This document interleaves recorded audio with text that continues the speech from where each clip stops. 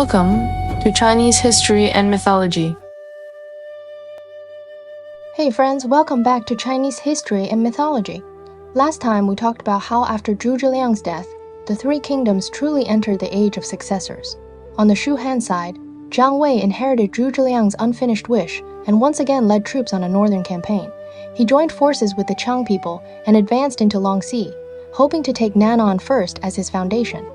At first, Jiang Wei set up a plan to lure the enemy with grain, successfully killed the Wei general Su Ji, and trapped Sima Zhao on Tilong Mountain, putting the Wei army in desperate danger for a time. But the situation quickly turned around.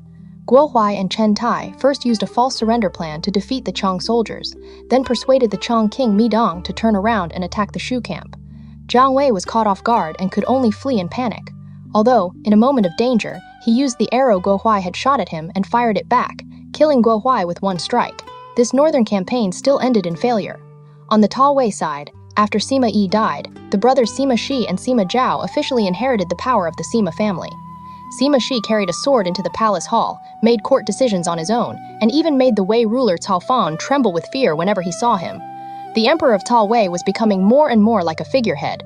Cao Fan was unwilling to remain under another man's control, so he secretly plotted with Xiahou Xuan, Li Feng, and Zhang Ji. They wrote a blood edict and tried to remove Sima Shi, but the plot was soon exposed. After Sima Shi found the blood edict, he had Xiahou Xuan, Li Feng, and Zhang Ji cut in half and their clans exterminated. He also had Empress Zhang strangled inside Donghua Gate, completely crushing Cao Fan's final resistance. After that, Sima Shi gathered the ministers and, using the excuse that Cao Fan was immoral and without the Wei, deposed Cao Fan and established the Duke of Gaogui district, Cao Mao, as the new emperor. Although the imperial throne of Ta Wei was still in the hands of the Cao family, the people deciding who could become emperor had already become the Sima family. However, Sima Shi's act of deposing and establishing an emperor also stirred the anger of powerful regional generals.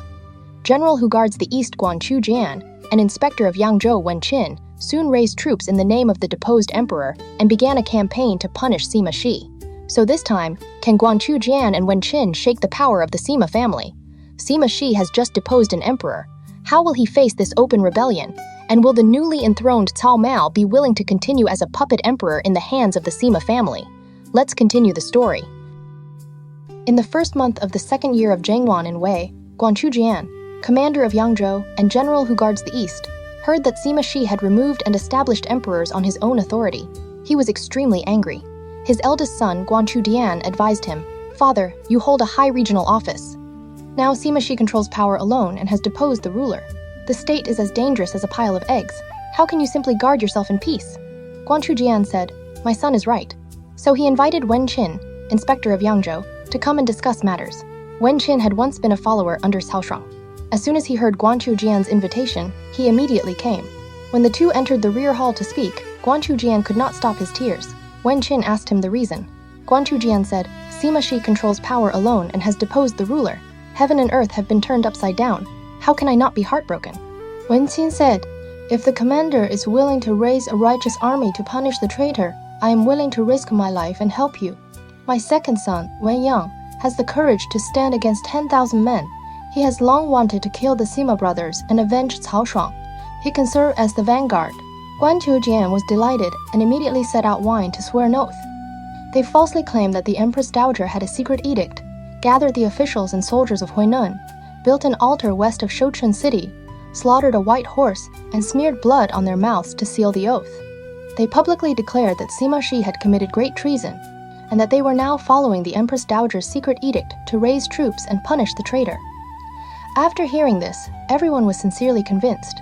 Guanqiu Jian led 60,000 soldiers and stationed them at Sengcheng. Wen Qin led 20,000 soldiers to move around outside and provide support. They also sent proclamations to the commanderies, ordering them to raise troops and assist. Meanwhile, a fleshy tumor had grown on Sima Shi's left eye. He had just ordered the medical officers to cut it out and was recovering at home when he suddenly heard that Huainan was in danger. He then invited Grand Commandant Wang Su to discuss matters. Wang Su said, "Back then, Guan Yu shook all of Huaxia with his power. Sang Quan ordered Liu Meng to seize Jingzhou and comfort the families of the officers and soldiers, and Guan Yu's army then collapsed by itself. Now the families of the Huainan soldiers are all in the central plains. We should first comfort them, then send troops to cut off Guanqiu Jian's retreat. In this way, the rebel army will surely fall apart. Sima Shi said, "This plan is excellent. It is just that I have only just had the tumor cut from my eye and cannot go in person. But if I send someone else, I will not feel at ease." Palace Secretariat attendant Zhong Hui advised from the side, "The Huai and Chu troops are strong, and their sharp force is now at its height. If someone else is sent to resist them, I fear it will not be favorable. If there is even the smallest mistake, the great affair will be lost." Sima Shi suddenly rose and said, "Unless I go in person, the rebels cannot be defeated." So he left Sima Zhao to guard Luoyang and manage court affairs, while he himself rode in a soft sedan chair and led a campaign east despite his illness. Sima Shi ordered Zhu Jidan to take overall command of the different armies of Yuzhou and attack Shaochun from Anfeng Ford. He ordered Hu Zan to lead the Qingzhou troops and send soldiers from the Qiao and Song area to cut off Guanqiu Jian's road back. He also sent Wang Ji, inspector of Jingzhou, as the front force to first take the area of Zhennan. Sima Shi himself led a great army to station at Xiangyang and summoned everyone to discuss matters. Guanglu Sun Zhenmao said, "Guanqiu Jian likes making plans but cannot make decisions. Wen Qing has courage but no wisdom. Now the Zhanghuai army's momentum is strong. We must not take the enemy lightly. We should only dig deep trenches and build high walls, wearing down their sharp spirit." But Wang Ji said, "The rebellion in Huainan is not because the soldiers and people willingly want disorder. They have only been forced by Guanqiu Jian. Once the great army arrives, they will naturally break apart." Sima Shi said, "These words match my thoughts exactly." So he advanced and stationed the army at Ying Bridge. Wang Ji then said, "Nandun is an important place for stationing troops. We should seize it overnight. If we are late, Guanqiu Jian will surely arrive first." So Sima Shi ordered Wang Ji's front troops to hurry to the foot of Nandun city and set up camp.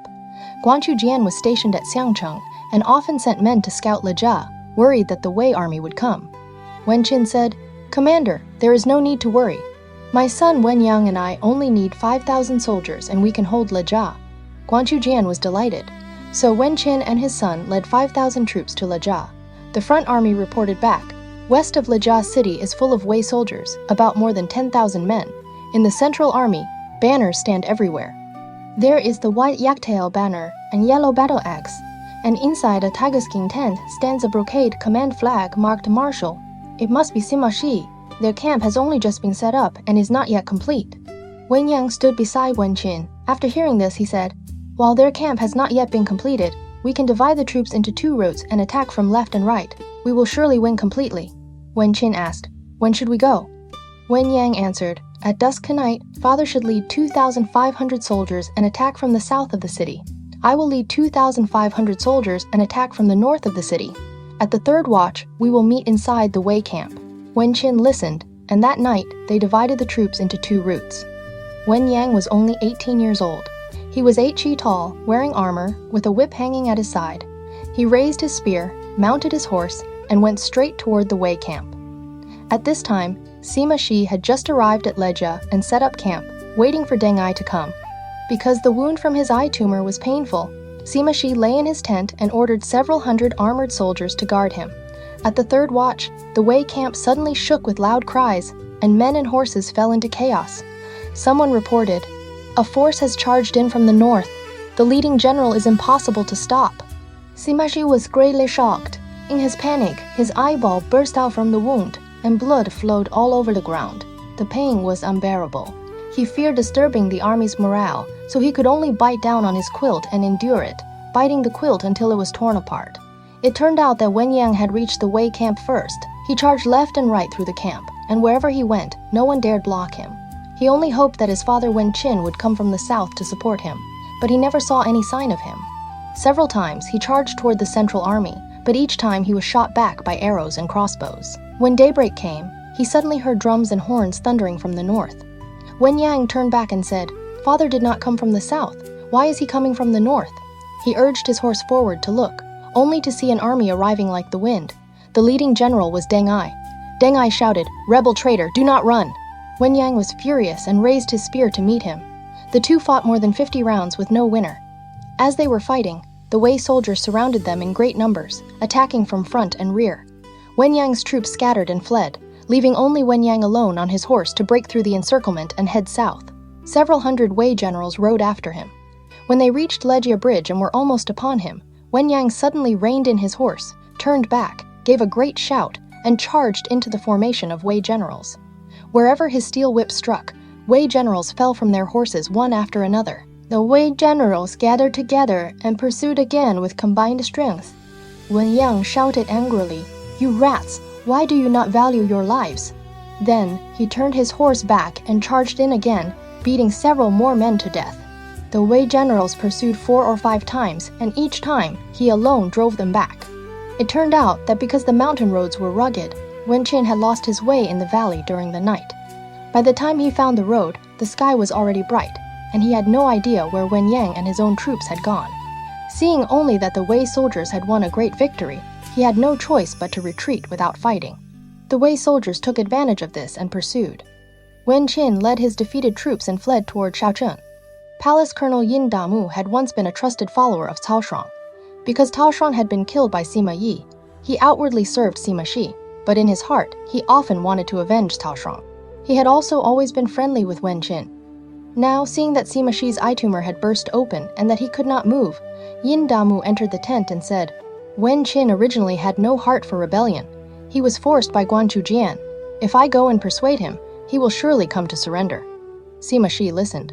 Yin Damu put on armor and helmet, mounted his horse, and chased after Wen Qin. From far away, he shouted, "Inspector Wen, are you willing to meet Yin Damu?" Wen Qin turned back and looked. Yin Damu took off his helmet and placed it in front of his saddle, pointing at it with his horsewhip as he said, "Inspector Wen, why can you not endure for just a few more days?" What he meant was that Sima Shi was about to die, and he hoped Wen Qin would endure for the time being. But Wen Qin did not understand. Instead, he cursed fiercely and wanted to draw his bow and shoot him. Yin Damu wept loudly and returned. When Wen Qin reached Shuchen had already been occupied by Zhu Dan. He wanted to return to Xiangcheng, but his road was blocked by Hu Zun, Wang Ji, and Deng Ai with 3 armies. Seeing that the situation was desperate, Wen Qin had no choice but to defect to Sun Jun of eastern Wu. In Xiangcheng, Guanqiu Jian heard that Shuchen had fallen, that Wen Qin had been defeated, and that 3 routes of Wei troops had already arrived outside the city. So he led the troops in the city out to fight. He happened to meet Deng Ai, and Guanqiu Jian ordered Geiyong to meet him in battle. In less than 1 round, Geiyong was cut down by Deng Ai with 1 strike. Deng Ai took advantage of the momentum and attacked. Hu Zun and Wang Ji also attacked from all sides, and the Huainan soldiers fell into chaos. Guanqiu Jian could not resist. He took only a little more than 10 cavalry and fought his way out in flight. Guanqiu Jian fled to the foot of Shen County. The county magistrate Song Bai opened the gate to welcome him and held a banquet to entertain him. After Guanqiu Jian became very drunk, Song Bai sent men to kill him and presented his head to the Wei army. At this point, the disorder in Huainan was pacified. Sima Shi's illness had become serious. He summoned Zhu Dan into the tent, gave him the official seals and ribbons, appointed him great general who guards the east, and placed him in command of all the troops in Yangzhou. Then he led the army back to Sukchang. After the army returned, Sima Shi's eye pain would not stop. Every night, he saw Li Feng, Zhang Ji, and Xiahou Xuan standing before his bed. His mind became dazed and unsettled, and he knew his life could not be preserved for long, so he sent someone to summon Sima Zhao. Sima Zhao arrived and cried as he bowed below the bed. Sima Shi left his final words, "My power is now extremely heavy. Even if I want to lay down this burden, it is already impossible. After you take my place and manage the great affairs, you must never easily entrust them to others, or else you may bring disaster on the whole clan." After saying this, he handed the official seals and ribbons to Sima Zhao, tears flowing down his face. Sima Zhao still wanted to ask more, but Sima Shi suddenly cried out. His eyeball burst out, and he died. This was in the 2nd month of the 2nd year of Zhengyuan. Sima Zhao announced the mourning and reported it to the Wei ruler, Cao Mao. Cao Mao sent an envoy with an edict to Zucheng, ordering Sima Zhao to temporarily keep the army stationed at Zucheng in order to guard against eastern Wu. Sima Zhao hesitated in his heart. Zhonghui said, "The great general has just died, and people's hearts are not yet settled. If general stays in Zucheng and something changes at court, it will be too late to regret it." Sima Zhao listened and immediately raised the army, returning to the southern bank of the Luo River to station there. When Cao Mao learned the news, he was greatly shocked. Grand Commandant Wang Su reported, "Since Sima Zhao has already taken over his elder brother's authority, Your Majesty may grant him higher titles in order to calm his heart." So Cao Mao ordered Wang Su to carry an edict and appoint Sima Zhao as great general and manager of the affairs of the secretariat. Sima Zhao entered court to give thanks. From then on, all affairs inside and outside the court, great and small, were handled by Sima Zhao. Spies from Western Shu found out about this and reported it to Chengdu. Jiang Wei reported to the later lord, Sima Shi has just died, and Sima Zhao has only newly taken power. He surely will not dare leave Luoyang lightly. I request permission to take this chance to attack Wei and restore the Central Plains. The later lord listened and ordered Jiang Wei to raise troops against Wei. Jiang Wei returned to Hanzhong and organized the troops. Zhang Yi, great general who campaigns west, advised him, "The land of Shu is small and its money and grain are not enough. It is not suitable for a distant campaign. It would be better to hold the dangerous passes, show care for the soldiers and people, protect the borders and keep the people safe. That is the proper strategy for preserving the state." But Zhang Wei said, back then, before the chancellor even left his thatched cottage, he had already set the plan to divide the world into three. He later came out to Mount Qi 6 times in order to take the Central Plains. Unfortunately, he died halfway, and his great work was not completed. Now I have received the chancellor's final command. I should devote my loyalty to repaying the state, inherit his ambition, and die without regret. Now Wei has an opening we can use. If we do not attack Wei now, then when should we wait? Xiaoba said, "What the general says is reasonable. We can first send light cavalry out through Fuhan. If we can seize Taoxi and Nan'an, the other commanderies can also be pacified." Seeing this, Zhang Yi said again, "Last time we failed because we sent troops too late. The art of war says to attack where the enemy is unprepared and move where the enemy does not expect. Now, if we advance quickly and give the Wei people no time to prepare, we will surely win." So Jiang Wei led 50,000 soldiers and advanced toward Fuhan. When the troops reached the Tao River, border soldiers sent a fast report to Wang Jing, inspector of Yangzhou, and Chen Tai, general who campaigns west. Wang Jing first led 70,000 cavalry and infantry to meet the enemy. Jiang Wei secretly ordered Zhang Yi and Xiahou Ba to each lay troops and lie in ambush, while he himself formed his battle line with his back against the Tao River. Wang Jing brought several general of the Yamen officers out of the formation and asked, "Wei, Wu, and Shu already stand like the 3 legs of a tripod. Why do you invade us again and again?" Jiang Wei answered, "Sima Shi deposed the emperor without cause. Neighboring states should naturally ask him for his crime, let alone the fact that we are already enemies." Wang Jing turned back and said to the 4 generals, Zhang Ming, Hua Yong, Liu Da, and Zhu Feng, "The Shu soldiers have formed their line with their backs to the water. Once they lose, they will drown. Jiang Wei is brave. You 4 go fight him. As long as he retreats even slightly, we can pursue." The 4 generals came out from left and right and fought Jiang Wei. Jiang Wei fought only a few rounds, then turned his horse and retreated in defeat. Wang Jing pursued in full force. Jiang Wei led his troops straight toward the Tao River. When they were nearly at the water, he shouted loudly, "The situation is urgent now. Why do you soldiers not fight with all your strength?" The Shu soldiers all turned back together and fought desperately. Zhang Yi and Xiahou Ba also attacked in 2 routes from behind the Wei soldiers, trapping the Wei army in the middle. Jiang Wei charged into the Wei formation on horseback, rushing left and right. The Wei soldiers fell into chaos and trampled one another. More than half were killed, countless men were driven into the Tao River, and more than 10,000 heads were cut off. Bodies piled up for several li. Wang Jing took only a little more than 100 defeated cavalry and broke out of the encirclement, fleeing into Didao city and closing the gates to defend. Jiang Wei won a great victory. After rewarding the army, he prepared to advance and attack Didao. Zhang Yi advised him, "General, your achievement has already been made, and your fame has spread far. You can withdraw the army here. If you continue forward and something goes wrong, it will be like adding feet to a snake after drawing it." Jiang Wei said, "That is not so. Last time, even after defeat, I still wanted to keep advancing. Now we have won a great victory at the Tao River, and the Wei people's courage has been broken. Didao can be taken easily. Do not weaken your own spirit." Zhang Yi advised him again and again, but Jiang Wei would not listen, and still led the army to surround and attack Didao. Meanwhile, Chen Tai was just preparing to raise troops and avenge Wang Jing, when Deng Ai, inspector of Yangzhou, suddenly arrived with soldiers. Chen Tai welcomed him into the tent and asked for his plan. Deng Ai said, "After the great victory at the Tao River, if Jiang Wei gathers the Qiang people, moves east to fight for Guanlong, and then sends proclamations to the four commanderies, that would truly be a great danger to the Wei army. But now he is not doing that. Instead, he has gone to attack Didao. Didao has strong walls and cannot be taken quickly. He will only waste his troops. I will place my army at Shangridge, then advance to strike him. The Shu soldiers will surely be defeated. Chen Tai was delighted. He first moved 20 groups of troops, with 50 men in each group. They carried banners, drums, horns, beacon fire tools, and other items. They rested during the day and marched at night, secretly entering the deep mountains and hidden valleys southeast of Didao to lie in ambush. They only had to wait for the Shu soldiers to arrive, then beat drums and blow horns together, and at night raise fires and set off cannon signals to frighten the Shu army.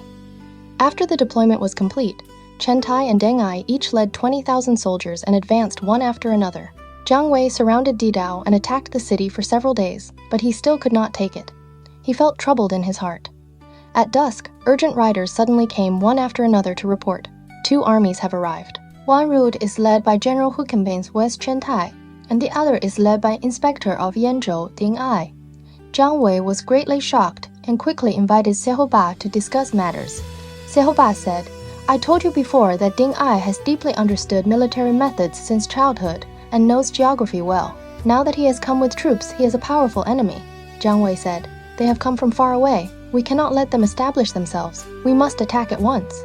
So he left Jiang Yi to attack the city, ordered Sehoba to meet Chen Tai, and personally led troops to face Deng Ai. Before Jiang Wei had gone 5 li, suddenly, from the southeast, a cannon signal sounded. Drums and horns shook the sky and flames rose high. Jiang Wei rode forward to look and saw Wei army banners all around him. He was greatly shocked and cried, I have fallen into Deng Ai's plan. He immediately ordered Xiaoba and Zhang Yi to abandon Didao and retreat separately.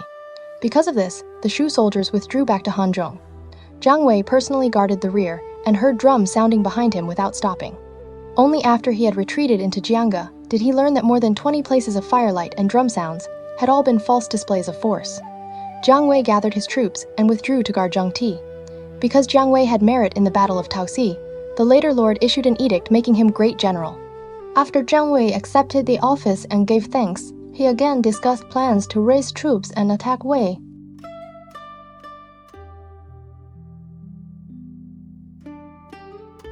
Now, after Jiang Wei withdrew his troops, he stationed them around Zhongti, while the Wei army camped outside Didao city. Wang Jing personally welcomed Chen Tai and Deng Ai into the city, thanked them for lifting the siege, held a banquet to entertain them, and rewarded the 3 armies. Chen Tai also reported Deng Ai's merit to the Wei ruler, Cao Mao.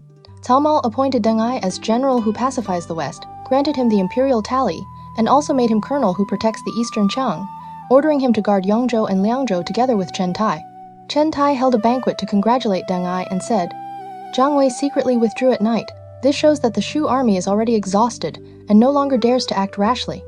But Deng Ai smiled and said, I expect the Shu army will come again for 5 reasons. Chen Tai asked him why.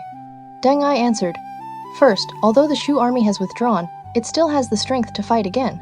Although our army has won, we also have weaknesses from exhaustion.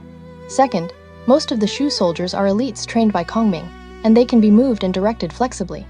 Our generals are changed too often, and our soldiers are not trained enough. Third, the Shu army mostly uses boats for transport, so its movements are light and easy. Our army depends entirely on land routes, so the soldiers are tired.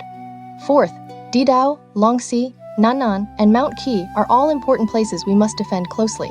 If the Shu army makes noise in the east and attacks in the west, we will surely have to divide our troops to guard them. Fifth, if the Shu army comes from Nan'an and Longxi, it can seize the Qiang people's grain for food.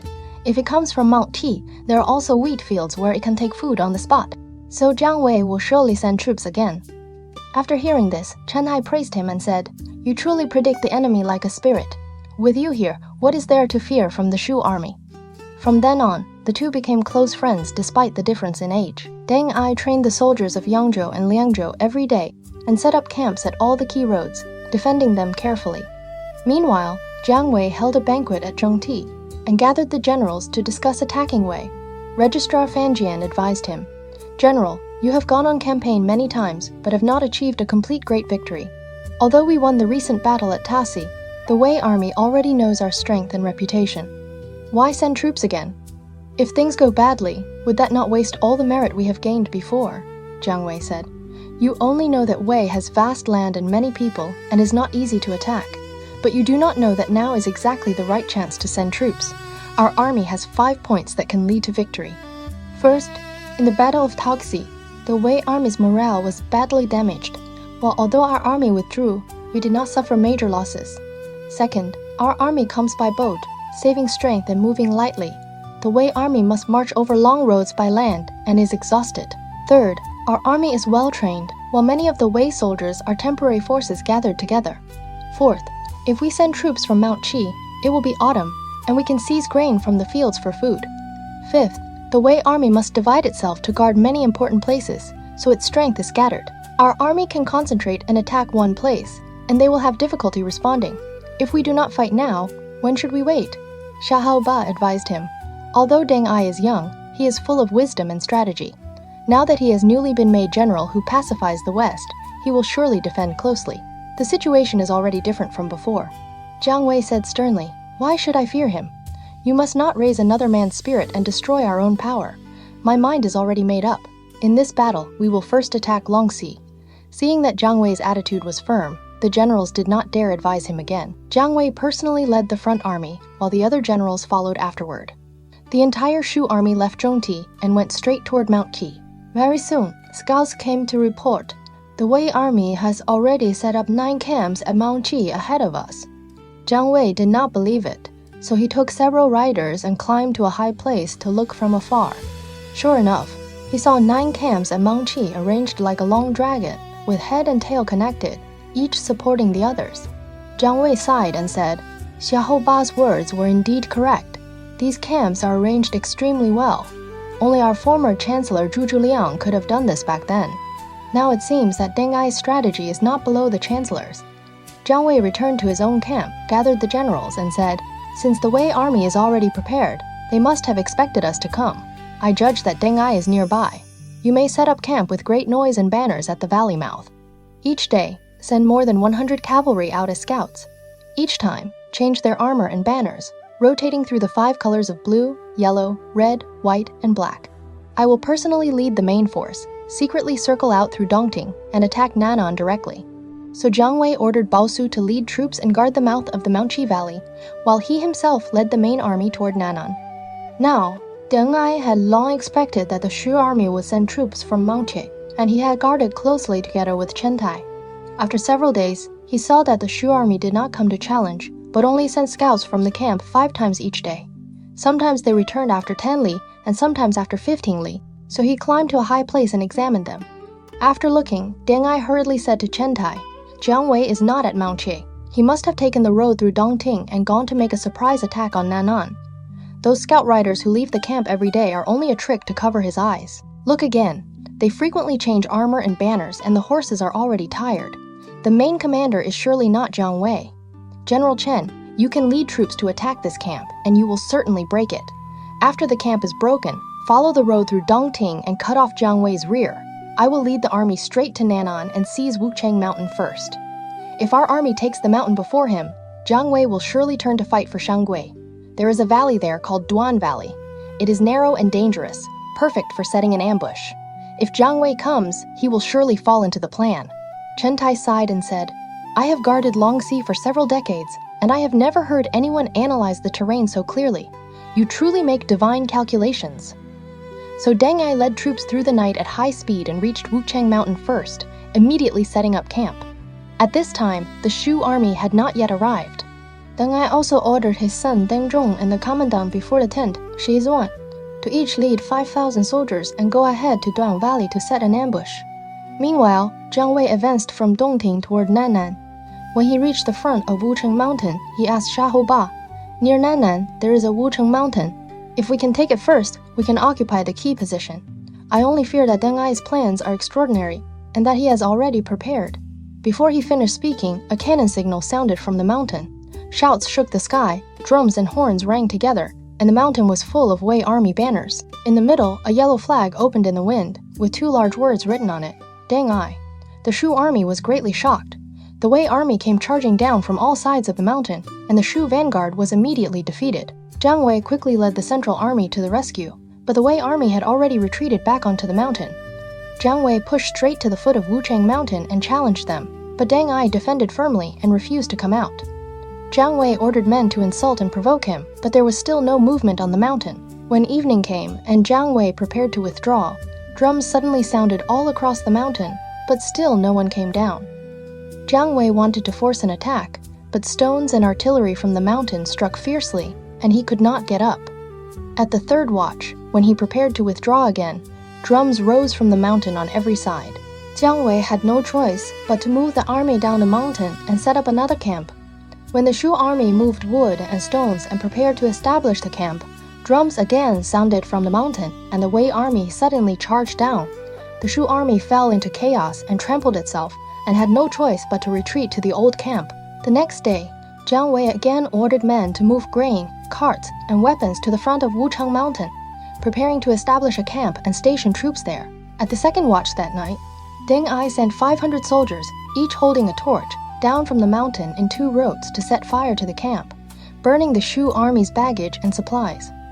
The 2 armies fought in chaos through the night, and the Shu camp still could not be completed. With no other choice, Jiang Wei discussed matters with Yahoba. Since Nan'an cannot be taken, it would be better to take Shangui first. Shangui is where Nan'an stores its grain. As long as we take that place, Nan'an will naturally be in danger. So he left Yahoba to guard Wukang Mountain, while he personally led elite soldiers straight toward Shangui. The Shu army traveled through the night.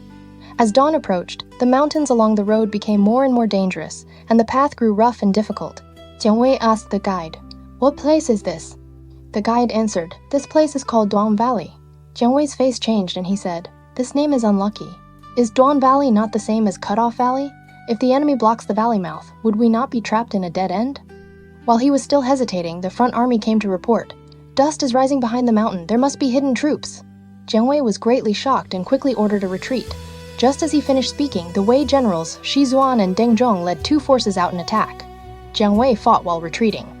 Unexpectedly, shouts shook the sky ahead, and Deng Ai personally led troops to arrive. With 3 routes attacking together, the Shu army was badly defeated. Fortunately, Shahoba came in time to support him. Only then did the Wei army withdraw, saving Jiang Wei's life. Jiang Wei wanted to retreat to Mount Qi, but Shahoba said, "The camps at Mount Qi have already been broken by Chen Tai. Bao Su died in battle, and all the soldiers in the camp have withdrawn back to Hanzhong." Jiang Wei did not dare take the main road through Dongting again, and could only change to a remote small road to withdraw. Deng Ai pursued closely without stopping. Jiang Wei had no choice but to order his subordinates to go first while he stayed behind to guard the rear. As he was moving, a force of Wei soldiers suddenly came out from the mountains. It was Chen Tai, who had been lying in ambush there. With one great shout, the Wei army surrounded Jiang Wei tightly. The Shu soldiers and horses were exhausted. They charged left and right, but could not break free.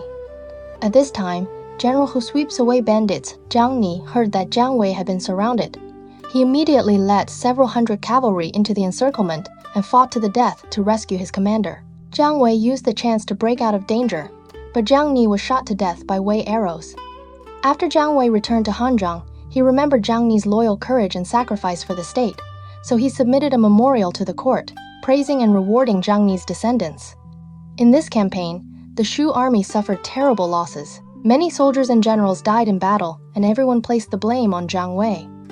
Jiang Wei followed the old example of Zhu Zhiliang after the loss of Jieting, and submitted a memorial asking to lower his own office.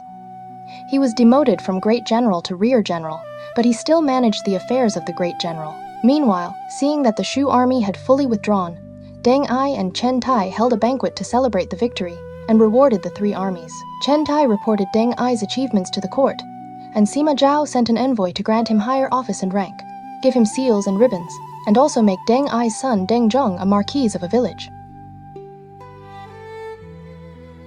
At this time, the Wei ruler Cao Mao changed the 3rd year of Zhengyuan to the 1st year of Ganlu. Sima Zhao appointed himself grand commander of all troops under heaven. Whenever he went in or out, 3,000 elite armored soldiers surrounded him in front and behind.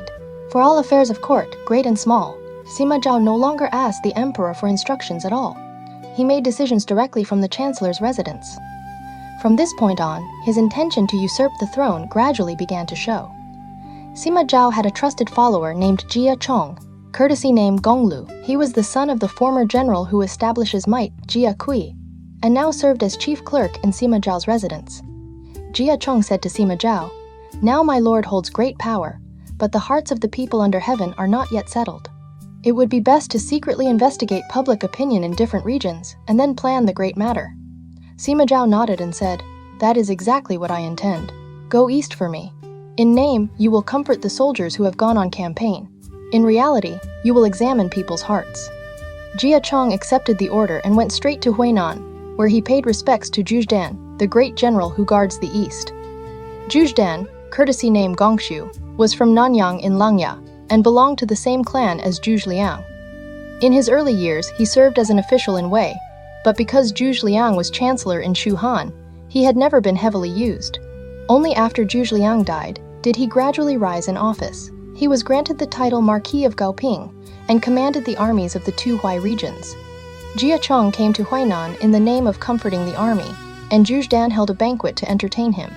When the wine had gone halfway around, Jia Cheng tested him and said, "Now the scholars and officials in Luoyang say that the emperor is weak and confused and cannot serve as ruler.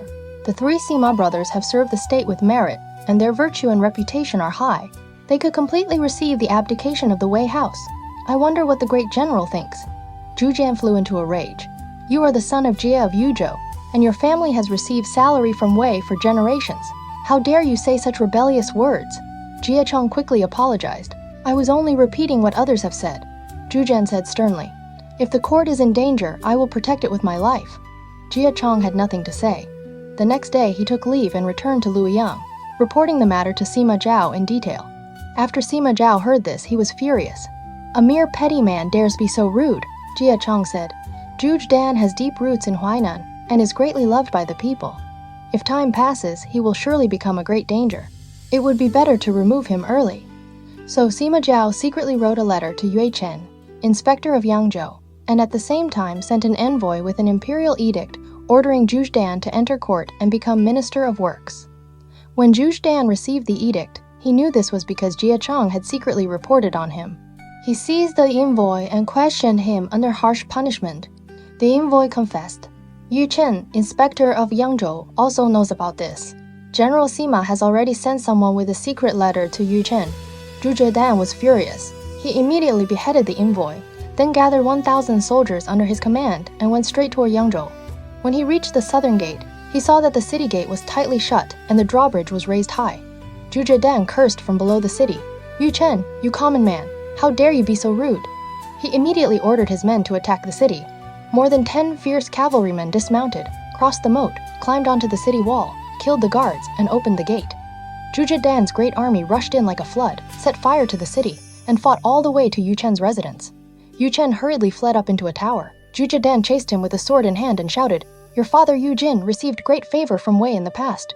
You do not think of repaying the state, but instead help Sima Zhao commit treason and usurpation." Before Yu Chen could defend himself, Zhu Dan killed him on the spot. After that, Zhu Dan submitted a memorial to the court, listing Sima Zhao's crimes one by one, and sent men to deliver it to Luoyang. At the same time, he gathered more than 100,000 farming households and soldiers from the two Hui regions, took in 40,000 newly surrendered soldiers from Yangzhou, stored grain and fodder, and prepared to raise troops to punish the traitor. He also ordered Chief Clerk Wu Gang to take his son Zhu Zhejing to eastern Wu as a hostage, asking Wu to send troops to help him. He planned to join with Wu and resist Sima Zhao. At this time, Sun Zhong, Chancellor of Eastern Wu, had already died of illness, and power had been taken over by his cousin Sun Chen. Sun Chen was harsh, fierce, and violent by nature. He had executed Great Marshal Teng Yin, General Lu Zhu, and others, and all the power of Eastern Wu was in his hands. Although the Wu ruler Sun Liang was intelligent, there was nothing he could do. Wu Gang took Zhu Zhejing to Stone City and paid respects to Sun Chen.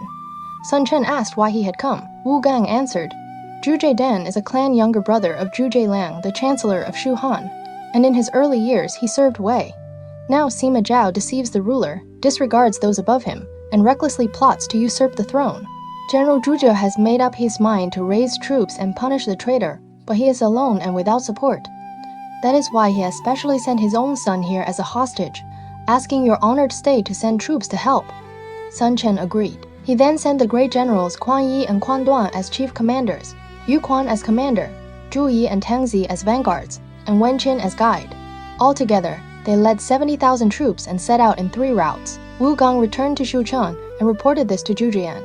Zhu Jian was delighted and immediately organized his army and formed battle lines, preparing to meet the enemy. Meanwhile, Zhu Jian's memorial was delivered to Luoyang. After Sima Zhao read it, he was furious and wanted to personally go on campaign. Jia Chong advised him, "My lord has inherited the foundation built by your father and elder brother, but your grace has not yet spread widely through the 4 directions. Now, if you leave the emperor behind and go out on campaign alone, and something changes in the capital, it will be too late to regret it. It would be better to ask the Empress Dowager and the Son of Heaven to go on campaign, Aloni. And so something changes in the capital, it will be too late to regret it." That is exactly what I intend. So Sima Zhao entered the palace and reported to the Empress Dowager, "Zhu Dan has rebelled. I have discussed this properly with the officials. I ask the Empress Dowager to lead the Son of Heaven on a personal campaign, so we may carry on the late emperor's will." The Empress Dowager was frightened in her heart and had no choice but to agree. The next day, Sima Zhao again asked the Wei ruler Cao Mao to set out. Cao Mao declined and said, "The great general commands the troops of the whole state. You can move troops and appoint generals on your own. Why must I personally go?" Sima Zhao said, "In the past, Tizu Emperor Wu swept across the 4 seas, while Emperor Wen and Emperor Ming both aimed to unite the world. Whenever they met a great enemy, they always went in person. Your Majesty should inherit the will of the late emperors. Why should you be afraid?" Cao Mao feared Sima Zhao and had no choice but to agree. Sima Zhao then issued an edict mobilizing a total of 260,000 troops from Luoyang and Zuchang. He appointed General who guards the south Wang Ji as the main vanguard, General who pacifies the east Chen Qian as deputy vanguard, Army Inspector Shi Bao to command the left army, and Inspector of Yangzhou Zhou Tai to command the right army. They protected the imperial carriage and advanced in a mighty force toward Huainan. The eastern Wu vanguard Zhu Yi led troops to meet the enemy. The 2 armies faced each other, and Wang Ji, the main Wei general, rode out. Zhu Yi came forward to fight him, but after only 3 rounds, he was defeated. Tang Zi then went out to fight, but he too was defeated after only 3 rounds. Wang Ji pressed for the victory and pursued. The Wu army suffered a major defeat and only set up camp after retreating 50 li. They then reported the battle situation to Zhu Dan in Shaochun. After Zhu Dan received the report, he personally led his own elite troops and joined forces with Wen Qin and Wen Qin's 2 sons, Wen Yang and Wen Hu. He organized several tens of thousands of soldiers and prepared to face Sima Zhao in battle. Now, when Sima Zhao heard that Zhu Dan had joined forces with Eastern Wu and was preparing for a decisive battle against the Wei army, he summoned Pei Xu, Cavalier Chief Clerk, and Zhong Hui, Gentleman Attendant of the Yellow Gate, to discuss a plan to defeat the enemy. Zhong Hui said, "Eastern Wu has sent troops to help Zhu Dan only because they want to take advantage of the situation and gain profit. As long as we use profit to lure them, we will surely win." Sima Zhao was delighted after hearing this and accepted the plan. So, Sima Zhao ordered Shi Bao and Zhou Tai to lead 2 armies and lie in ambush at Stone City. He also ordered Wang Ji and Chen Qian to lead elite troops as the rearguard. Then he sent Deputy General Chen Kuei with tens of thousands of soldiers ahead to lure the enemy. He also ordered Chen Zhun to bring a large amount of cattle, horses, carts, gold, silver, treasures, and other military reward supplies, and deliberately place them in the formation. If enemy soldiers attacked, they were to abandon everything and flee. That day, Zhu Jian arranged the Wu general Zhu Yi on the left wing and Wen Qin on the right wing. When the 2 saw that the Wei army's formation was scattered and disordered, they led their troops in a fierce charge. Chen Kuei pretended to retreat in defeat. Zhu Jian led his soldiers in pursuit, and sure enough, he saw cattle, horses, and wealth all over the ground. When the Wu soldiers saw there was profit to gain, they all busied themselves with seizing it and no longer had any heart to fight. Suddenly, a cannon signal sounded, and ambushed troops attacked from both sides. Shi Bao came from the left, and Zhou Tai came from the right. Zhu Jian was greatly shocked and was just about to withdraw when Wang Ji and Chen Qian led elite troops and charged out from the rear. Zhu Jian suffered a major defeat and fled back to Shouchun in panic, shutting the gates and defending with all his strength. Sima Zhao immediately ordered the city to be surrounded on all sides and began attacking Shouchun. At this time, the Wu army withdrew and stationed at Anfeng, while the Wei ruler's imperial carriage was stationed at Xiangcheng. Zhong Hui again said to Sima Zhao, "Although Zhu Dan has been defeated, there is plenty of grain and supplies inside Shouchun, and Wu soldiers are supporting him outside. If we surround the city on all sides, we will only force them to resist to the death, and we may also be attacked from both front and rear by the Wu army. It would be better to surround 3 sides and leave the southern gate open, letting them escape from the city on their own. Then we can set an ambush and kill them." Sima Zhao was delighted. He called Zhonghui, his own Zifang, and ordered Wang Ji to withdraw the troops at the southern gate. The Wu general Zhu Yi was ordered to fight again. If he could not win, he would be executed. His subordinate general Yu Quan offered a plan, saying, "Now the southern gate is unguarded. I am willing to lead troops through the southern gate and enter Shouchun to help defend it. You fight the Wei army outside the city, and I will attack from within. We can strike from inside and outside together."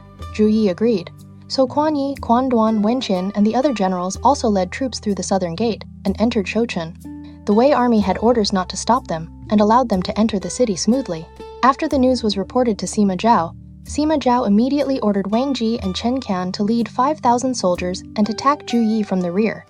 Zhu Yi was just about to lead troops forward and attack from both sides, but he was struck by 2 routes of Wei soldiers from left and right and was badly defeated. Song Chen was furious and said, "You lose battle after battle. What use are you to me?"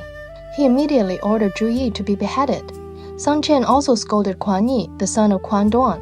"If you cannot drive back the Wei army, then you father and son do not need to come back and see me."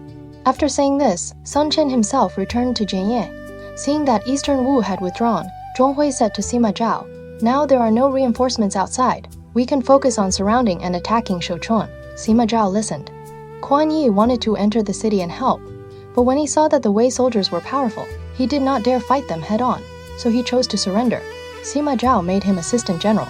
Quan Yi felt grateful for this kindness, so he wrote a letter urging his father Quan Duan and his uncle Quan Yi to surrender as well, and shot it into Shouchun city with an arrow. After Quan Duan and Quan Yi read the letter, they led several thousand men, opened the city gate, and came out to surrender. Inside the city, Zhu Dan was deeply troubled. His advisors Zhang Ban and Zhao Yi urged him, saying, "Now we have little grain and many soldiers. It would be better to fight to the death." Zhu Dan was furious and said, "I am planning to defend firmly, yet you advise me to go out and fight. Could it be that you have 2 hearts? If you dare advise me again, I will execute you." Zhang Ban and Zhao Yi sighed and said, "Zhu Dan will surely be defeated. It would be better to surrender early and preserve our lives." That night, at the second watch, the 2 climbed over the wall, left the city, and surrendered to Sima Zhao. Sima Zhao gave important posts to both of them. Although the soldiers inside the city still had the will to fight, no one dared advise Zhu Dan to go out in battle again. Zhu Dan had originally wanted to wait for the Huai River to rise, wash away the earth walls built by the Wei army, and then take the chance to attack. But after winter arrived, there was still no rain. The water level did not rise, and the plan failed. The grain and supplies inside the city gradually ran out. Wen Qin and his sons were defending the small city. Seeing soldiers starving to death, they came to see Zhu Dan and said, "It would be better to let the soldiers from the north leave the city, so we can save some grain." Zhu Dan was furious and cursed. "You want me to lose my troops so that you can come and harm me?" He immediately ordered Wen Qin to be executed. When the brothers Wen Yang and Wen Hu saw that their father had been killed, they were filled with uncontrollable anger. They drew their blades, killed dozens of men, leapt onto the city wall, jumped down from the wall, crossed the moat, and surrendered to the Wei army. Sima Zhao remembered that Wen Yang had once charged into his formation alone on horseback and frightened him, so he wanted to kill the 2 brothers. Zhang Hui advised him, "The guilt belongs to Wen Qin, and he is already dead. His 2 sons came to surrender only because their situation had become desperate. If you kill them, it will only make the people inside the city even more afraid and unwilling to surrender." Sima Zhao listened. He summoned Wen Yang and Wen Hu, gave them fine horses and brocade robes, and appointed them assistant generals and marquises within the passes. Wen Yang and Wen Hu were grateful, so they shouted below the city wall, "We were all pardoned by Great General Sima, and he even gave us official posts. Why have you still not surrendered?" After hearing this, the soldiers inside the city began discussing it among themselves. Wen Yang was originally Sima Zhao's enemy, yet he has still been given an important post. What are we afraid of? When Zhu Dan learned this, he was furious. He spent the whole day patrolling the city and used executions to frighten everyone. Zhang Hui saw that the hearts of the people inside Shouchun had already been shaken, so he entered the tent and said to Sima Zhao, "Now is the right time to attack the city." Sima Zhao immediately ordered the 3 armies to attack with full strength, surrounding and striking Shouchun from all sides. At this time, The defending general Zhengyuan opened the northern gate and led the Wei soldiers into the city. When Guanqiu Dian heard that the enemy had already entered, he hurriedly led several hundred men under his command and tried to break out through a small road. When he fled to the drawbridge, he ran straight into the Wei general Hu Fen. Hu Fen raised his blade and struck, cutting Guanqiu Dian down from his horse. His several hundred followers were also all captured. The Wei general Wang Ji led troops to attack the western gate and ran into the Wu general Yu Quan. Wang Ji shouted, "Why did you not surrender earlier?" Yu Quan was furious and said, "I came here under orders to rescue people from danger. Now that the rescue has failed, to surrender to another man is something I, Yu Quan, cannot do." After saying this, he threw his helmet onto the ground and shouted, "In this life, to die on the battlefield is also a fortunate thing." Then he swung his blade and fought desperately. After battling the Wei army for more than 30 rounds, he finally became exhausted, and both man and horse were worn out. His strength ran out, and he died in the chaos of battle. After Sima Zhao entered Shouchun, he ordered all of Zhuge Dan's family members to be beheaded and had his 3 clans exterminated. The soldiers also brought several hundred of Zhuge Dan's old followers before Sima Zhao. Sima Zhao asked them, "Are you willing to surrender?" The men shouted together, "We are willing to die together with Lord Zhuge. We will never surrender to you." Sima Zhao was furious and ordered men to tie them all up outside the city. They were questioned one by one. Those willing to surrender will be spared from death. But not one person surrendered. In the end, they were all killed. Seeing such loyalty and courage, Sima Zhao was also deeply shaken, and he ordered them to be given a proper burial. At that time, more than half of the Eastern Wu soldiers surrendered to Wei. Pei Shu advised, "The families of these Wu soldiers are all in Jiangnan and the Jianghuai region. If we keep these men, they will surely become a future danger. It would be better to execute them all together." Zheng Hui objected, "No. In ancient times, when using troops, what mattered most was benevolence and righteousness. After victory, only the main criminals should be executed, and the rest should all be pardoned. If we kill all the prisoners, that would be inhumane. It would be better to release them back to their own state, to show the generous virtue of Wei." Sima Zhao praised him and said, "These words are excellent." So he released all the Wu soldiers back to Jiangnan. The Wu general Tangzi feared that Sang Chen would blame him, so he did not dare return to Eastern Wu, and also chose to surrender to Wei. Sima Zhao treated him very generously and arranged for him to guard the Sanha region. At this point, the disorder in Huainan was completely pacified. Just as Sima Zhao was preparing to lead the army back to court, a scout suddenly came to report. Jiang Wei of Western Shu has led troops to seize Changcheng and wants to cut off the Wei army's grain and supplies. Sima Zhao was greatly shocked and hurriedly gathered the ministers to discuss a plan for withdrawing the army. At this time, Shu Han had already changed the 20th year of Yangtze to the first year of Jingyao. Jiang Wei was stationed in Hanzhong. He selected 2 brave generals, Zhang Shu and Fu Qian, trained the soldiers every day, and valued them highly. Later, a scout report came, saying that Sun Chen of Eastern Wu was helping Zhu Dian attack Sima Zhao, and that Sima Zhao had already mobilized the whole country's military strength. Even the Wei ruler and the Empress Dowager had personally gone on campaign. Jiang Wei was delighted and said, "This great plan of mine can finally be carried out." So he submitted a memorial to the later lord, requesting permission to launch a northern campaign against Wei.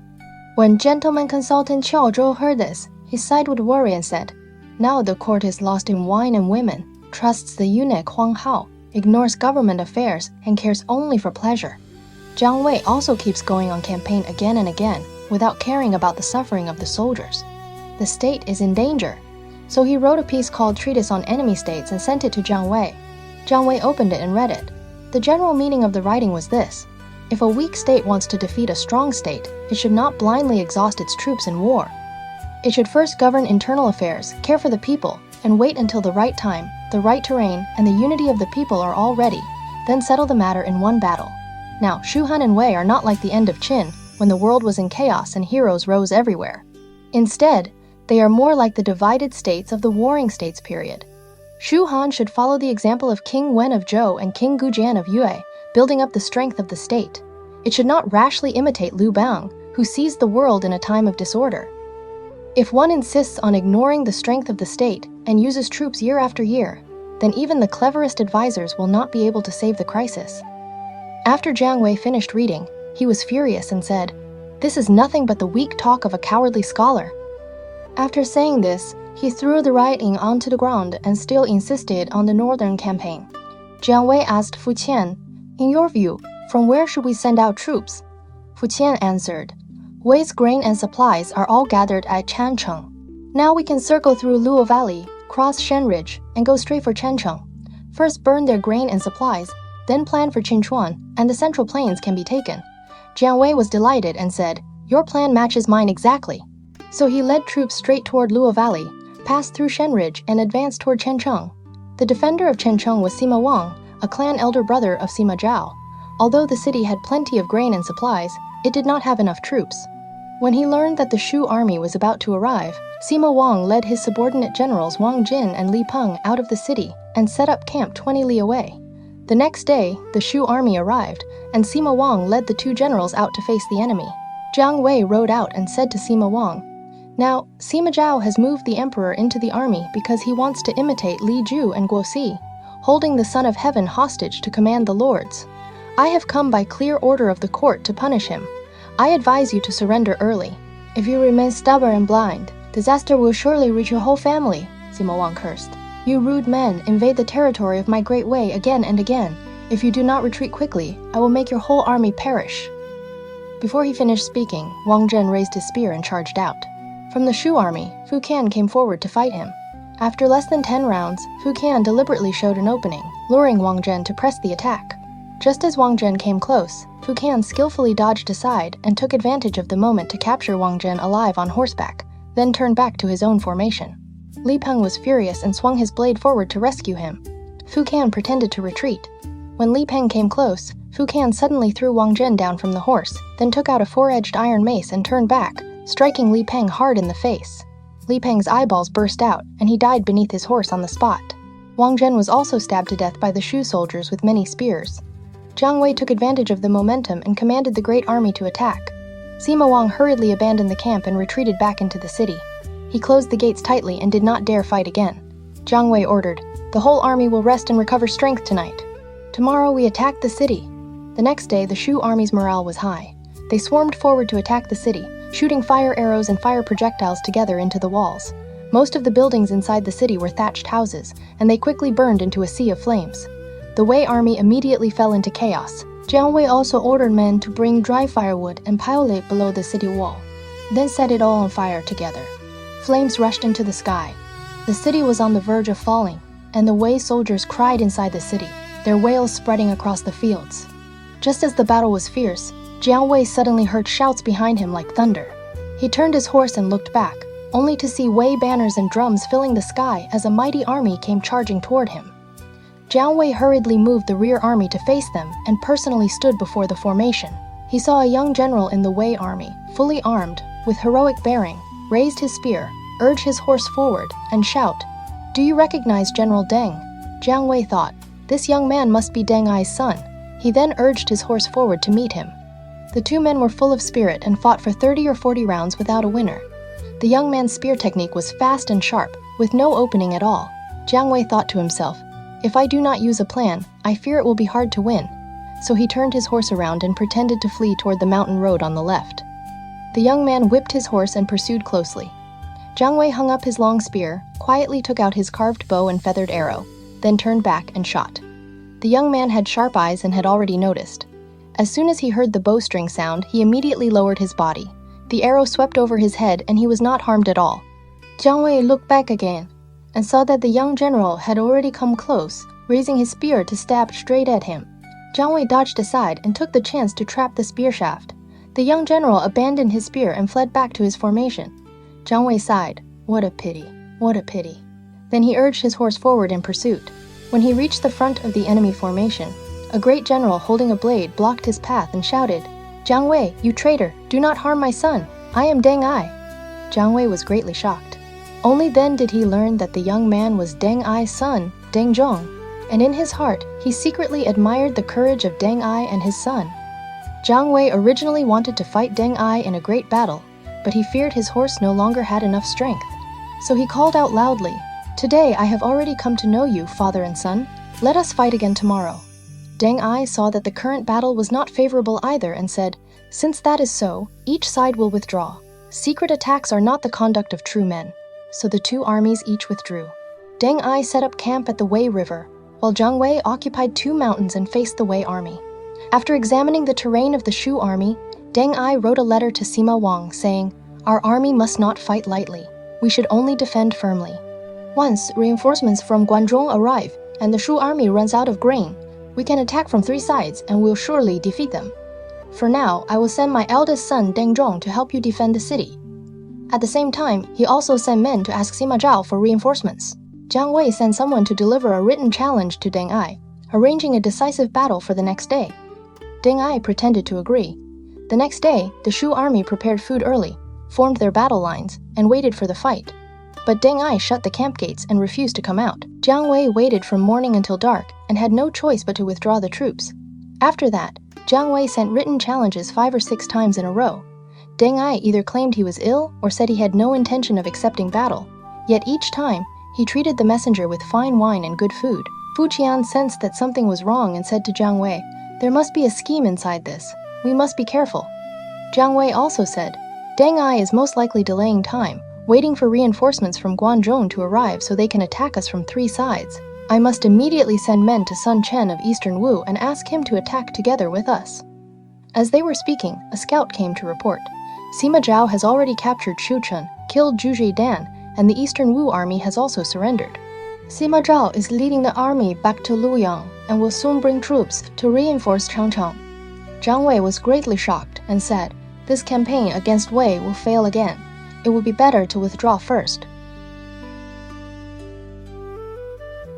Now, when Jiang Wei withdrew his troops, he worried that Wei reinforcements would arrive. So he first ordered the army's equipment, carts, weapons, and military supplies to withdraw. He also let the infantry go first, while he personally led the cavalry to guard the rear. Spies reported the news to Deng Ai. Deng Ai laughed and said, "Jiang Wei knows that Sima Zhao's great army is about to arrive, so he is retreating early. There is no need to pursue him. If we pursue, we will surely fall into his trap." He sent men to scout ahead, and sure enough, in the narrow part of Luo Valley, they saw piles of firewood and dry grass. This was exactly the ambush Jiang Wei had prepared to attack the pursuing soldiers with fire. Everyone admired Deng Ai and said that he predicted events like a spirit. Deng Ai then submitted a memorial to the court, and Sima Zhao was delighted, granting him further titles and rewards. Meanwhile, when Sun Chen, great general of Eastern Wu, heard that Quan Duan, Teng Zi, and the others had surrendered to Wei, he flew into a rage and had all their family members beheaded. The Wu ruler Sun Liang was only 16 years old at the time. Seeing Sun Chen kill innocent people without restraint, he hated him deeply in his heart. Although Sun Liang was intelligent, he was firmly controlled by Sun Chen and found it hard to truly hold power. Sun Chen also had several of his younger brothers separately control the palace guards and the military camps in different places. Almost all military and political power in the court had fallen into Sun Chen's hands. One day, Sun Liang was gloomy and unhappy. Seeing Quan Ji, gentleman attendant of the Yellow Gate, standing beside him, he cried and said, "Sun Chen controls power alone, kills people recklessly, and bullies me too much. If he is not removed, he will surely become a great disaster in the future." Quan Ji answered, "If your majesty commands it, I will have no regret even if I die." Sun Liang said, "You may immediately mobilize the imperial guards and guard the city gates together with Liu Cheng. I will personally come forward and kill Sun Chen, but you must never let your mother know. Your mother is Sun Chen's elder sister. If the secret leaks, the consequences will be unbearable." Quan Ji asked Sun Liang to write a secret edict so that he could command the imperial guards when the time came. Sun Liang then wrote the secret edict and handed it to him. After Quan Ji returned home, he told his father Quan Shang about the secret edict. Quan Shang then told his own wife. His wife said with her mouth that killing Sun Chen was also the right thing to do. But as soon as she turned around, she secretly sent someone to inform Sun Chen. Sun Chen was furious. That very night, he summoned his 4 brothers, led elite troops, and first surrounded the palace city completely. He also arrested Quan Shang, Liu Cheng, and all their family members. After dawn, Sun Liang heard the sound of drums and gongs shaking the sky outside the palace. A palace attendant hurriedly came to report. "Sun Chen has brought troops and surrounded the palace grounds." Sun Liang was furious. He pointed at the empress and cursed, "Your father and brothers have ruined my great affair." After saying this, he drew his sword and wanted to leave the palace, but the empress and the ministers beside him stopped him while crying. Sun Chen first killed Quan Shang, Liu Qing, and the others. Then he gathered the civil and military officials and announced, "The current Son of Heaven is immoral, confused, and unable to serve the ancestral temple. Today he should be deposed. Anyone who disagrees will be treated as a rebel." The ministers were afraid, and they all agreed, saying, "We are willing to obey the general's command." At this time, Minister Huan Yi stepped forward, pointed at Sun Chen, and cursed loudly. "The current Son of Heaven is a wise ruler, yet you dare speak such wild words. I would rather die than obey the orders of a treacherous thief." Sun Chen was furious. He drew his sword and killed Huan Yi on the spot. Then he stormed into the inner palace, pointed at Sun Liang, and cursed, "You immoral and foolish ruler, I should kill you to answer to the world. Only for the sake of the late emperor do I merely depose you as Prince of Guanqiu." After saying this, he ordered men to take away Sun Liang's seals and ribbons and escort him out of the palace. Sun Liang left while crying loudly. Sun Chen then sent men to Hulan to invite the Prince of Langya, Sun Shu, back to court to take the throne. Sun Shu was the sixth son of Sun Quan, courtesy named Zili, and was living in Hulan. Earlier, he had once dreamed that he rode a dragon and flew into the sky, but when he looked back, he could not see the dragon's tail. After waking, he felt uneasy and full of doubt. The next day, the officials sent to welcome him arrived and invited him back to Jianye to become emperor. Sun Shu traveled all the way to Jianye. The officials came out to welcome him, but he did not dare put on airs. He only sat in an ordinary small carriage to enter the city, then got down and returned the officials' greetings. Sun Chen personally helped him up into the hall and urged him to take the throne. Sun Shu refused several times, and only at last did he accept the imperial seal. After ascending the throne, he granted a general amnesty, changed the reign title to the first year of Yong'an, and appointed Sun Chen as chancellor and governor of Jingzhou. He also gave great rewards to the ministers. Sun Chen's family held 5 marquise titles and controlled the military power. His influence was even greater than the emperor's. On the surface, Sun Shu treated him with respect, but in his heart, he had already become wary of him. In the 12th month of winter, Sun Chen brought cattle and wine into the palace to celebrate Sun Shu's birthday, but Sun Shu refused to accept them. Sun Chen left in anger and went instead to the home of Lieutenant General Zhang Bu to drink wine. After drinking, he complained, "Back when I deposed Sun Liang, everyone said I should have made myself emperor. I thought Sun Shu was still acceptable, so I made him emperor. Now I come to celebrate his birthday, and he treats me coldly. Does he look down on me? We shall see." Zhang Bu did not dare answer. But the next day, he secretly reported these words to Sun Shu. After hearing this, Sun Shu was greatly alarmed and could not sleep that night. Before long, Sun Chen again sent troops to Wuchang and took away all the weapons and military supplies. General Wei Miao and guard Shi Shuo hurriedly reported, "Sun Chen is preparing to rebel." Sun Shu became even more frightened and summoned Zhang Bu to discuss matters. Zhang Bu suggested inviting the veteran General Ding Feng to make a plan. Sun Shu immediately summoned Ding Feng. Ding Feng said, "Your Majesty need not worry. I have a plan that can remove Sun Chen. On the Law Festival Day, hold a banquet for the ministers and summon Sun Chen to come. Leave the rest to us." Sun Shu nodded in agreement. So Ding Feng, Wei Miao, and Shi Shuo arranged the outside defenses, while Zhang Bu took charge of support inside the hall. On the day of the La Festival, Song Xiu sent men to invite Sun Chen to the banquet. As soon as Sun Chen got up from bed, he fell. He felt somewhat uneasy. His family urged him not to go, saying this was a bad omen. But Sun Chen did not take it seriously and said, "The imperial guards are all men of our family. Who would dare touch me? If there is real danger, set a fire as the signal." After saying this, he entered the palace as usual. Song Xiu personally came down from his seat to welcome him, and even had Sun Chen sit in a high place. When the wine had gone halfway around, someone suddenly shouted, "There is a fire outside the palace!" Sun Chen hurriedly wanted to rise, but Sun Shu stopped him and said, "There are heavy troops guarding outside the palace. What is there to fear?" Before he finished speaking, Zhang Bu led more than 30 warriors into the hall and shouted, "By imperial edict, arrest the rebel traitor Sun Chen." Sun Chen was so frightened that he knelt and begged for mercy, saying he was willing to go south and live in seclusion. Sun Shu said angrily, "Back then, why did you not let Teng Yin and Lu Zhu return to the fields?" He immediately ordered men to drag Sun Chen out and behead him. Zhang Bu executed Sun Chen at the eastern steps and then announced, "Only Sun Chen himself is being punished. No one else will be pursued." Only then did the ministers feel at ease. After that, Sun Shu climbed Wufeng Tower and ordered Ding Feng and the others to execute Sun Chen's brothers as well. Several hundred members of his clan were all punished by association. He also had Sun Jun's grave dug open, whipped the corpse, and displayed it to the public. At the same time, he repaired the graves of Zhu Zheke, Ting Yin, and other loyal ministers who had died unjustly, restored honors for their loyalty and righteousness, pardoned their exiled relatives, and allowed them to return home. Ding Feng and the others also received great rewards. From this point on, the great power in the eastern Wu court was finally taken back from Sun Chen's hands. Wu sent men to deliver the news to Shu Han.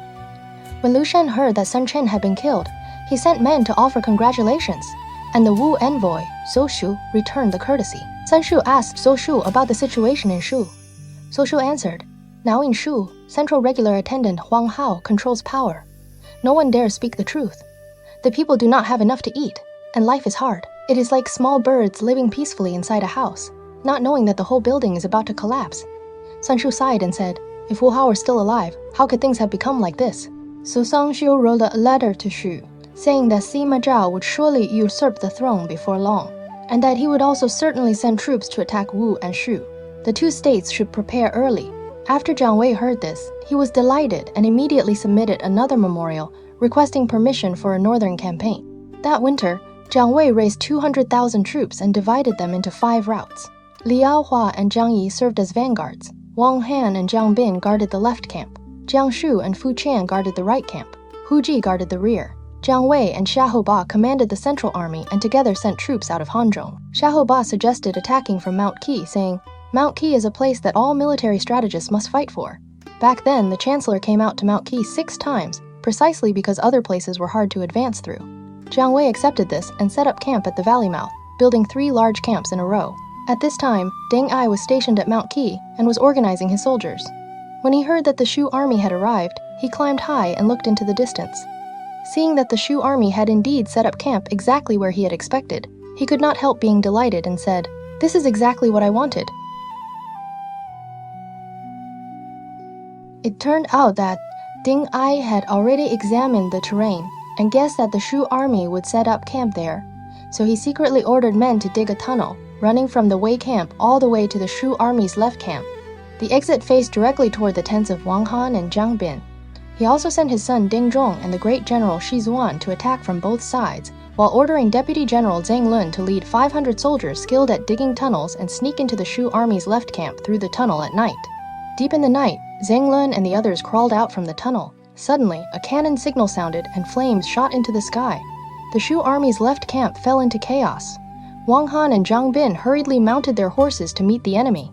Deng Zhong and Shi Zuan also attacked from both sides, striking from 3 directions at once, and the left camp immediately collapsed.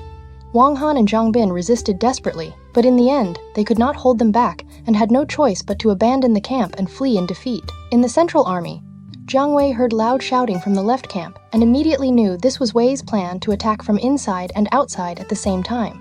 He hurriedly mounted his horse, stood before the central army tent, and loudly ordered, "Whoever dares move in disorder will be executed at once. Even if the enemy reaches the front of the camp, do not ask questions. Just shoot them down with arrows." He also ordered the right camp to guard strictly in the same way and not to move out without permission. The Wei army attacked more than 10 times in a row, but each time they were driven back by the Shu army's bows and crossbows. Even when dawn came, the Wei army still did not dare force an attack. Deng Ai had no choice but to withdraw the troops and sighed, "Jiang Wei truly learned Kong Ming's real skill. When the army meets a night attack and does not fall into disorder, and when the general faces sudden change without panic, he is truly a top-level commander." The next day, Wang Han and Jiang Bin gathered their remaining soldiers and came before the main camp to ask Jiang Wei for punishment. Jiang Wei said, "This was not your fault. It was I who failed to see the terrain clearly." He reassigned the troops and ordered the 2 men to set up another camp. He also ordered men to place the bodies of the dead soldiers into the tunnel dug by the Wei army, then cover it carefully with earth. After that, Jiang Wei wrote a challenge letter, asking Deng Ai to face him in battle the next day. The next day, the 2 armies formed their lines before Mount Qi.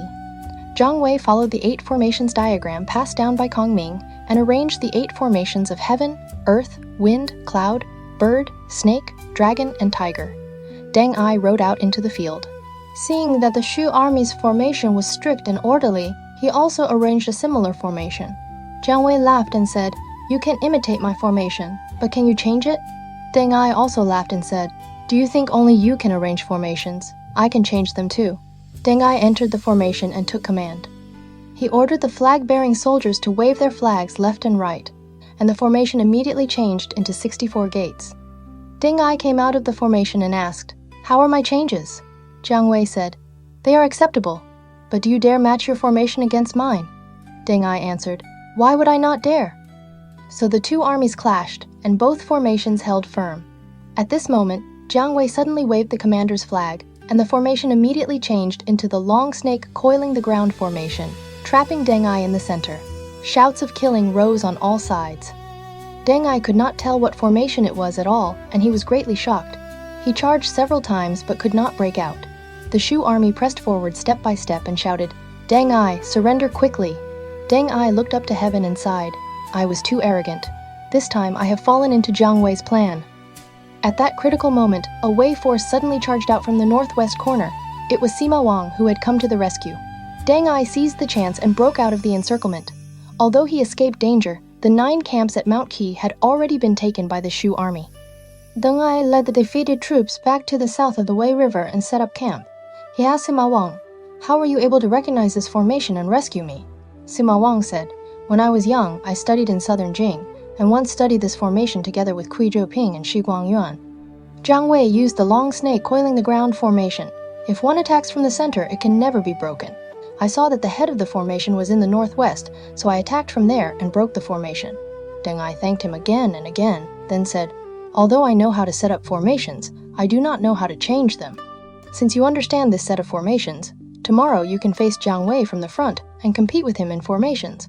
I will secretly attack Mount Qi from behind, and with attacks from inside and outside, we can retake our old camps. What do you think?" Sima Wang said, "What I learned may not be enough to hide from Jiang Wei." Deng Ai said, "You only need to hold him from the front. I will secretly circle behind him. If both sides attack together, we will surely succeed." So Deng Ai ordered Deng Lun to serve as vanguard, while he personally led troops around toward the rear of the mountain. At the same time, he sent someone with a challenge letter, asking Jiang Wei to continue the formation battle the next day. When Jiang Wei received the challenge letter, he had already seen that Deng Ai had bad intentions. He said to the generals, "I received Kong Ming's secret teaching in formations, with a total of 365 changes. The enemy wants to compete with me in formations. This is nothing but showing off his axe before the master carpenter. But since he is so eager to challenge me, he must have another scheme." Liao Hua said, "Most likely he wants to use the formation battle to hold us here, then attack our camp from behind." Jiang Wei laughed and said, "That is exactly what I want." So he ordered Zhang Yi and Liao Hua to each lead 10,000 soldiers and circle around to the rear of Mount Qi to lie in ambush. The next day, Jiang Wei led the troops of the 9 camps and formed his lines before Mount Qi. Sima Wang also led troops and arrived. Jiang Wei said, "Since we are going to compete in formations, you arrange yours first and let me see it." Sima Wang arranged the 8 trigrams formation. Jiang Wei laughed and said, "This is exactly the method of my 8 formations diagram. You merely learned it secretly." Sima Wang said, "Was yours not also passed down to you?" Jiang Wei asked, "How many changes can your formation make?" Sima Wang said, 9 times 9, 81 changes.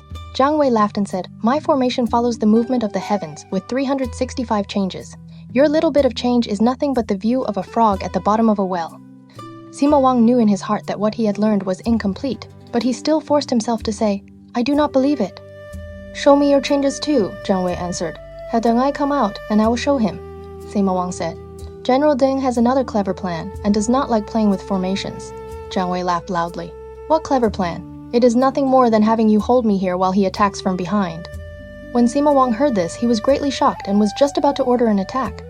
Jiang Wei waved his horsewhip, and hidden troops from both wings attacked together. The Wei army fell into chaos, threw away helmets and armor, and fled in all directions. Meanwhile, Deng Ai urged the vanguard, Zhang Lun, forward, taking a roundabout road behind the mountain to make a surprise attack on Mount K. Just as they rounded the corner of the mountain, a cannon signal suddenly sounded. Drums and horns rang together, and hidden troops rushed out. The leader was Liao Hua. As soon as the 2 armies clashed, Liao Hua cut Zhang Lun down from his horse with 1 strike. Deng Ai was greatly shocked and hurriedly withdrew his troops, but Zhang Yi attacked from the other side. Struck from both sides, the Wei army was badly defeated. Deng Ai fought desperately and broke out, but he had been struck by 4 arrows and only barely escaped back to the camp south of the Wei River. Sima Wang also returned in defeat, and the two men had no choice but to think of another plan. Sima Wang said, "Now the Shu ruler, Liu Shan, only favors the eunuch Huang Hao and is lost in wine and women. We can use a plan to turn them against each other and have Jiang Wei recalled to Chengdu. Then the siege of Mangqi will naturally be lifted." Deng Ai asked, "Who can enter Shu and contact Huang Hao?" Before he finished speaking, one man stepped forward and answered, "I am willing to go." Deng Ai looked and saw that it was Deng Jun from Xiangyang. He was delighted and immediately had him take gold, silver, and jewels into Chengdu to befriend Huang Hao and spread rumors, saying that Jiang Wei was dissatisfied and would soon surrender to Wei. Sure enough, before long, everyone in Chengdu was saying that Jiang Wei was about to rebel.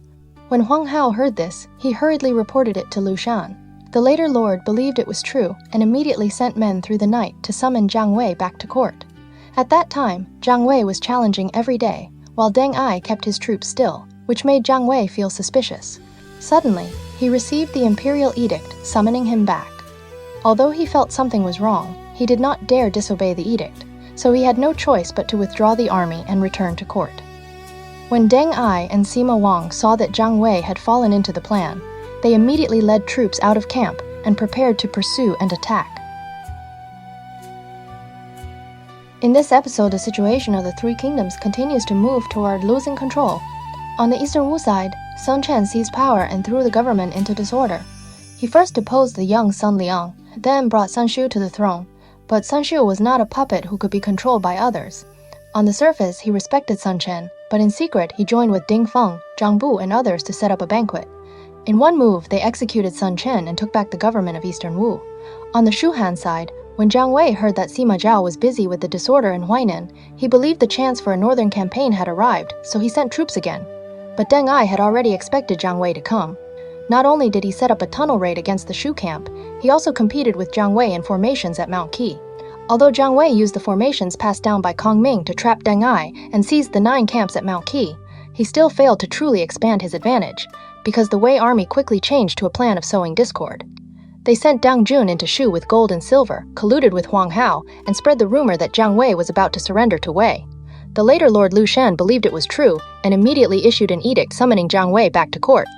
Jiang Wei clearly knew that something was wrong, but he did not dare disobey the imperial edict, so he could only withdraw the army. Seeing that the plan of sowing discord had succeeded, Deng Ai and Sima Wang immediately led troops out of camp and prepared to pursue an attack. So this time, as Jiang Wei withdraws, can he safely return to Shu? If Deng Ai and Sima Wang press the pursuit, will the Shu army suffer an even greater defeat? And will Huang Hao's abuse of power in Chengdu become the true hidden danger that leads Shu Han toward destruction? We'll continue the story in the next episode. If you enjoyed today's episode, feel free to give the show a like, subscribe, and share it with someone you think would enjoy it too. Thank you for spending this time with me. I will see you in the next episode.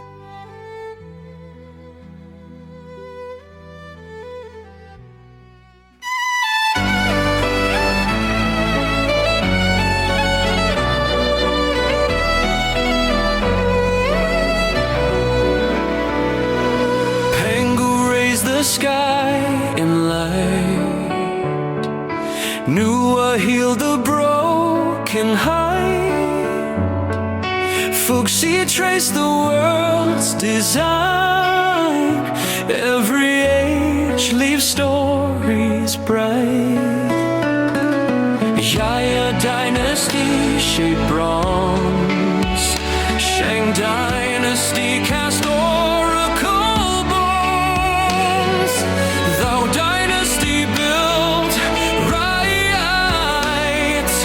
Qin dynasty forged the great walls, Han dynasty opened Silk Road winds. Three Kingdoms dynasty turned war to tales.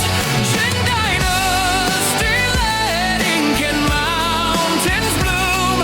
Sui dynasty carved the Grand Canal. Tang dynasty crowned the world with all